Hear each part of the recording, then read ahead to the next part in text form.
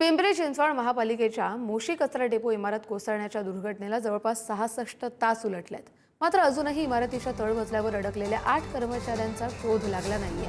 आता अत्याधुनिक कटरच्या मशिनरीने दुसऱ्या मजल्याचा स्लॅब पाडण्यात आला। पहिल्या मजल्याच्या स्लॅबचं पाडकाम आता सुरू झालंय आणि या स्लॅब खालीच अडकलेले 8 कामगार असण्याची शक्यता व्यक्त होतीये। दरम्यान अडकलेल्या कामगारांना बाहेर काढण्यास विलंब होत असल्याने नातेवाईक देखील चांगले संतापले।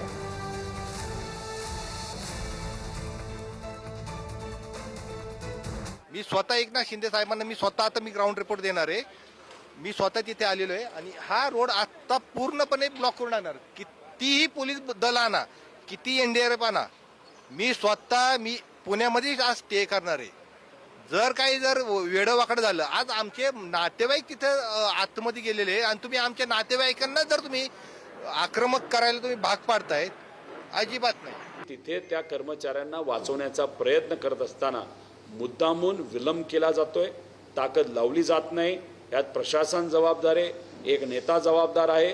त्यामुळे हा जो दुजाभाव केला जातो, एखादी जमीन साफ करायला 50 मशीन आणि गरिबाचा जीव वाचवण्यासाठी तिथं कुठंच मशीन नाही तर ताकद लावली जात नाही।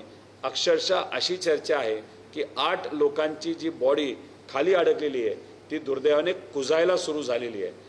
जर ते वारले असतील तर, आणि त्यांचं अशी संभावना आहे की त्याच्यातलं कुणीही जिवंत नसेल आणि याच्यात मग कोण कोण जबाबदार आहे, त्यांना मात्र त्या ठिकाणी कमिशनरांपासून जे इतर सर्व लोक आहेत, नेते आहेत आणि कॉन्ट्रॅक्टर आहेत, त्यांना आम्ही सोडणार नाही। मोशी कचरा डेपोवरती या ठिकाणी बचाव कार्याला 67 तासापेक्षा जास्त वेळ झालेला आहे आणि या ठिकाणी आपला नातेवाईक आतमध्ये अडकलेला असल्यामुळे अनेक जण या ठिकाणी वाट पाहत आहेत की हे बचाव कार्य कधी होईल। मात्र आपल्यासोबत या ठिकाणचे अधिकारी आहेत। होतोय की या ठिकाणी जे बचाव कार्य आहे ते धीम्या गतीने चालू आहे। आम्हाला आतमध्ये येऊ दिलं जात नाहीये, आयुक्तांशी भेटलं दिलं जात नाही किंवा आम्हाला कुठल्या प्रकारचं खोटी माहिती पण भेटते असं देखील बोललं जाते। काय सांगा? नागरिकांना आम्ही वेळोवेळी संपूर्ण माहिती अपडेट करतोय, जिथे काय कोणती गोष्ट घडते, काय घडामोडी आहेत, कोणती यंत्रणा सुरू आहे, काय काम नेमकं सुरू आहे, याची इत्थंभूत माहिती आम्ही नागरिकांना, त्या नातेवाईकांना विशेषतः आम्ही देतोय।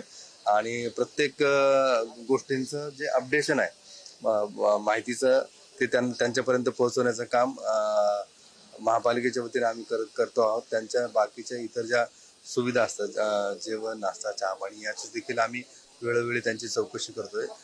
शेवटी नागरिकांचा जो आक्रोश आहे किंवा त्यांच्या ज्या भावना आहेत त्या देखील आम्ही समजू शकतो। नागरिकांच्या या संवेदना ज्या आहेत नातेवाईकांच्या, तर त्या देखील आहेत। त्यासाठीच आमची जी यंत्रणा आहे पूर्ण अतिशय जलद गतीने काम करते। अविरत 24/7 दिवस रात्र हे मिशन सुरू आहे, ऑपरेशन सुरू आहे। आणि यामध्ये लवकरच आपण त्या इमारतीच्या आतमध्ये प्रवेश करून आणि आतमध्ये जे फसलेले लोक आहेत त्यांना बाहेर काढू। ज्या क्षणी आतमध्ये प्रवेश करण्याची सुरक्षित जागा आपल्याला मिळेल, त्यावेळेस आमचे जवान त्या इमारतीमध्ये प्रवेश करतील आणि आत फसलेल्या जे नागरिक आहेत त्यांना बाहेर काढतील। नक्कीच या ठिकाणी हे होते विशेष अधिकारी गायकवाड सर, आणि लवकरात लवकर ते हे बचाव कार्य पूर्ण करतील आणि बाहेर लोकांना काढण्याचा प्रयत्न करतील, अशा प्रकारची प्रतिक्रिया त्यांनी दिली आहे। कॅमेरामॅन सचिन कांबळेसह मी सागर शिंदे, पिंपरी चिंचवड।